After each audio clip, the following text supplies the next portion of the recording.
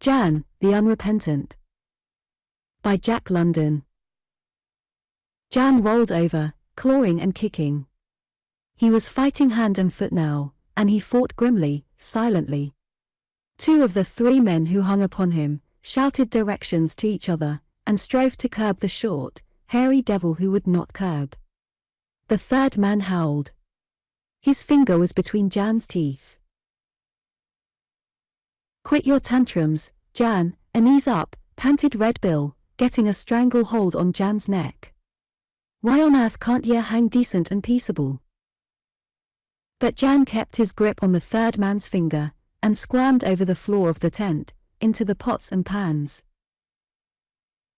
"You are no gentleman, Sue," reproved Mr. Taylor, his body following his finger, and endeavoring to accommodate itself to every jerk of Jan's head. "You have killed Mr. Gordon, as brave and honorable a gentleman as ever hit the trail after the dogs. You are a murderer, Sue, and without honor."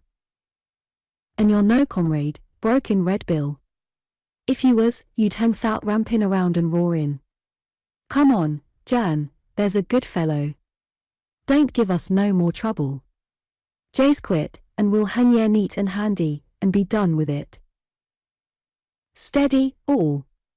Lawson, the sailorman, bawled. "Jam his head into the bin pot and batten down." "But my finger, Sue," Mr. Taylor protested. "Leggo with wire finger, then. Always in the way." "But I can't, Mr. Lawson. It's in the critter's gullet, and nigh chewed off as tea is. Stand by for stays." As Lawson gave the warning, Jan half lifted himself, and the struggling quartet floundered across the tent into a muddle of furs and blankets.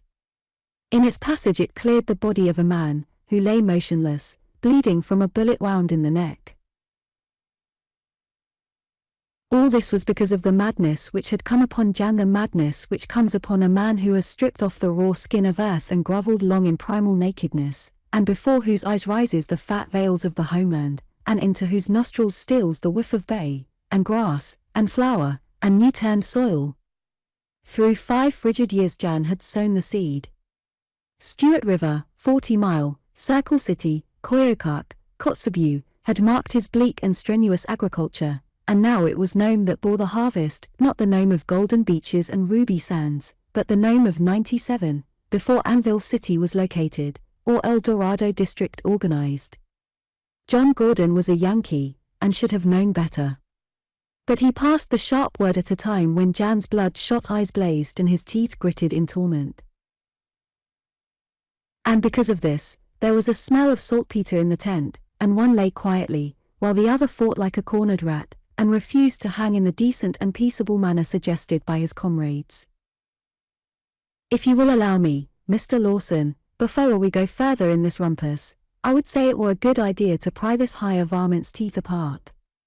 Neither will he bite off, nor will he let go. He has the wisdom of the serpent, Sue, the wisdom of the serpent."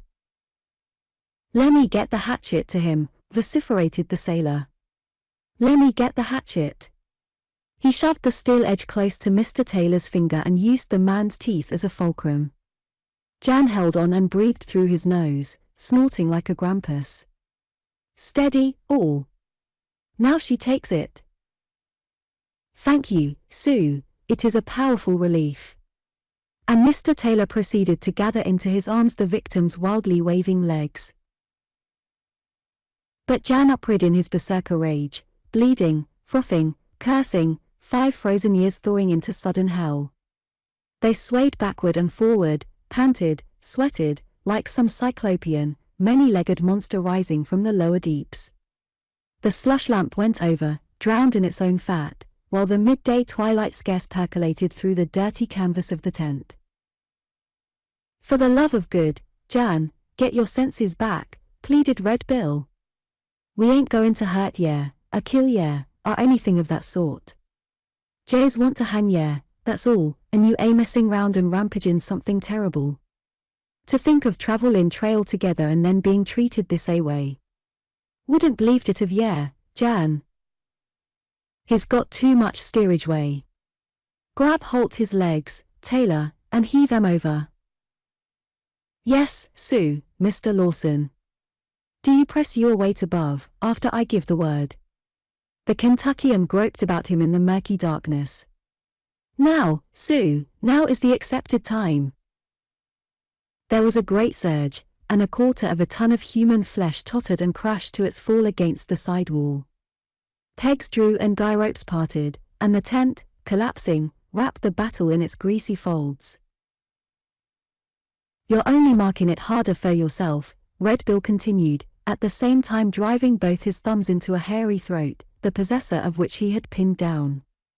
You've made nuisance enough already, and it'll take half the day to get things straightened when we've strung you up. I'll thank you to leave go, Sue, spluttered Mr. Taylor. Red Bill grunted and loosed his grip, and the twain crawled out into the open. At the same instant Jan kicked clear of the sailor, and took to his heels across the snow. Hi! You lazy devils! Buck! Bright! Sick 'em! Pull 'em down, sang out Lawson, lunging through the snow after the fleeing man. Buck and Bright, followed by the rest of the dogs, outstripped him and rapidly overhauled the murderer. There was no reason that these men should do this, no reason for Jan to run away, no reason for them to attempt to prevent him. On the one hand stretched the barren snowland, on the other, the frozen sea. With neither food nor shelter, he could not run far. All they had to do was to wait till he wandered back to the tent, as he inevitably must, when the frost and hunger laid hold of him. But these men did not stop to think. There was a certain taint of madness running in the veins of all of them. Besides, blood had been spilled, and upon them was the bloodlust, thick and hot. Vengeance is mine, saith the Lord, and he saith it in temperate climes where the warm sun steals away the energies of men. But in the Northland they have discovered that prayer is only efficacious when backed by muscle, and they are accustomed to doing things for themselves. God is everywhere, they have heard, but he flings a shadow over the land for half the year that they may not find him, so they grope in darkness, and it is not to be wondered that they often doubt, and deem the Decalogue out of gear. Jan ran blindly, reckoning not of the way of his feet, for he was mastered by the verb to live. To live. To exist. Buck flashed grey through the air, but missed. The man struck madly at him, and stumbled. Then the white teeth of Bright closed on his Mackinaw jacket, and he pitched into the snow. To live. To exist. He fought wildly as ever, the center of a tossing heap of men and dogs. His left hand gripped a wolf dog by the scruff of the back, while the arm was passed around the neck of Lawson. Every struggle of the dog helped to throttle the hapless sailor.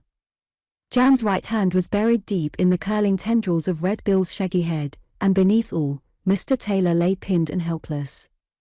It was a deadlock, for the strength of his madness was prodigious, but suddenly, without apparent reason, Jan loosed his various grips and rolled over quietly on his back.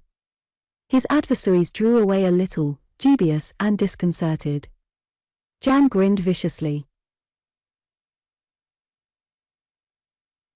Mine friends, he said, still grinning, you have asked me to be politeful, and now I am politeful. What piesiness would you do to me? That's right, January. BCAM, soothed Red Bill. I knowed you'd come to your senses afore long. J's BCAM now, and we'll do the trick with neatness and despatch. What piesiness? What trick? The haggin. And ye ought to thank your lucky stars for having a man what knows his business. I've did it afore now, more'n once, down in the States, and I can do it to AT. Han who? Me? Yep. Ha! Ha! Just hear der man speak foolishness. Give me a hand, Bill, and I will get up and be hung. He crawled stiffly to his feet and looked about him. Herrgott! Listen to der man. He would hang me. Ho! Ho! Ho! I tank not. Yes, I tank not. And I tank yes, you swab, Lawson spoke up mockingly, at the same time cutting a sled lashing and coiling it up with ominous care. Judge Lynch holds court this day. Von little while. Jan stepped back from the proffered noose. I have somethings to ask and to make der great proposition. Kentucky, you know about der Judge Lynch?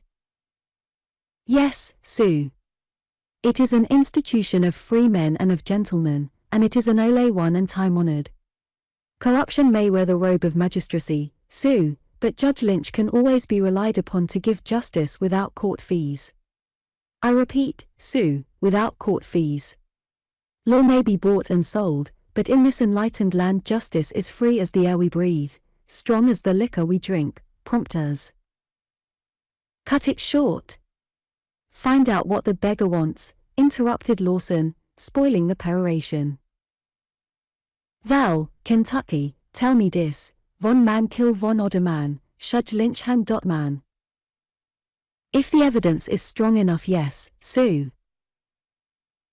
And the evidence in this here case is strong enough to hang a dozen men, Jan, broke in Red Bill.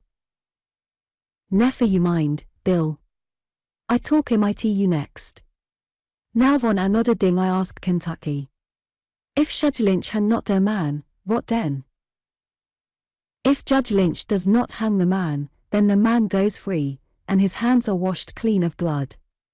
And further, Sue, our great and glorious Constitution has said, to wit, that no man may twice be placed in jeopardy of his life for one and the same crime, or words to that effect. And they can't shoot him, or hit him a club over der head alongside, or do nodings more him. No, Sue. Goot. You hear what Kentucky speaks, all you noddleheads. Now I talk Bill. You know der pisiness, Bill, and you hang me up brown, eh? What you say? Bet share life, and, Jan, if ye don't give no more trouble you'll be almighty proud of the job. I'm a connoisseur. You have der great head, Bill, and know some dinks or two. And you know 2 and 1 makes 3 ain't it? Bill nodded. And when you have 2 dings, you have not 3 dings ain't it? Now you follow me close and I show you. It takes 3 dings to hang. First ding, you have to have der man. Goot. I am der man. Second ding, you have to have der rope. Lawson have der rope. Goot. And third ding, you have to have something to tie der rope to. Sling your eyes over der landscape and find der third ding to tie der rope to. Eh? What you say? Mechanically they swept the ice and snow with their eyes. It was a homogeneous scene, devoid of contrasts or bold contours, dreary, desolate, and monotonous, the ice-packed sea, the slow slope of the beach, the background of low-lying hills, and over all thrown the endless mantle of snow. No trees, no bluffs, no cabins, no telegraph poles, nothing, moaned Red Bill, nothing respectable enough nor big enough to swing the toes of a 5-foot man clear o' the ground. I give it up. He looked yearningly at that portion of Jan's anatomy which joins the head and shoulders. Give it up, he repeated sadly to Lawson. Throw the rope down. Good never intended this here country for living purposes, and that's a cold frozen fact. Jan grinned triumphantly. I think I go der tent and have a smoke. Ostensibly wire correct, Bill, me son, spoke up Lawson, but wire a dummy, and you can lay to that for another cold frozen fact. Takes a sea farmer to learn you landsman things. Ever hear of a pair of shears? Then clap wire eyes to this. The sailor worked rapidly. From the pile of dunnage where they had pulled up the boat the preceding fall, he unearthed a pair of long oars. These he lashed together, at nearly right angles, close to the ends of the blades. Where the handles rested he kicked holes through the snow to the sand. At the point of intersection he attached 2 guy ropes, making the end of one fast to a cake of beach ice. The other guy he passed over to Red Bill. Here, me son, lay holt o' that and run it out. And to his horror, Jan saw his gallows rise in the air. No. No, he cried, recoiling and putting up his fists. It is not gut. I will not hang. Come, you noddle heads. I will lick you, all together, one after der other. I will blay hell. I will do everythings. And I will die before I hang. The sailor permitted the two other men to clinch with the mad creature. They rolled and tossed about furiously, tearing up snow and tundra, their fierce struggle writing a tragedy of human passion on the white sheet spread by nature. And ever and anon a hand or foot of Jan emerged from the tangle, to be gripped by Lawson and lashed fast with rope yarns. Pawing, clawing, blaspheming, he was conquered and bound, inch by inch, and drawn to where the inexorable shears lay like a pair of gigantic dividers on the snow. Red Bill adjusted the noose, placing the hangman's knot properly under the left ear. Mr. Taylor and Lawson tailed onto the running guy, ready at the word to elevate the gallows. Bill lingered, contemplating his work with artistic appreciation. Herrgott! Would you look at it? The horror in Jan's voice caused the rest to desist. The fallen tent had uprisen, and in the gathering twilight it flapped ghostly arms about and titubated toward them drunkenly. But the next instant John Gordon found the opening and crawled forth. What the flaming? For the moment his voice died away in his throat as his eyes took in the tableau. Hold on. I'm not dead, he cried out, coming up to the group with stormy countenance. Allow me, Mr. Gordon, to congratulate you upon your escape, Mr. Taylor ventured. A close shave, Sue, a powerful close shave. Congratulate hell. I might have been dead and rotten and no thanks to you, you. And thereat John Gordon delivered himself of a vigorous flood of English, terse, intensive, denunciative, and composed solely of expletives and adjectives. Simply creased me, he went on when he had eased himself sufficiently. Ever crease cattle, Taylor? Yes, Sue, many a time down in God's country. Just so. That's what happened to me. Bullet just grazed the base of my skull at the top of the neck. Stunned me but no harm done. He turned to the bound man. Get up, January. I'm going to lick you to a standstill or you're going to apologize. The rest of you lads stand clear. I tank not. Just tie me loose and you see, replied Jan, the unrepentant, the devil within him still unconquered. And after as I lick you, I take der rest of der noddleheads, one after der other, altogether.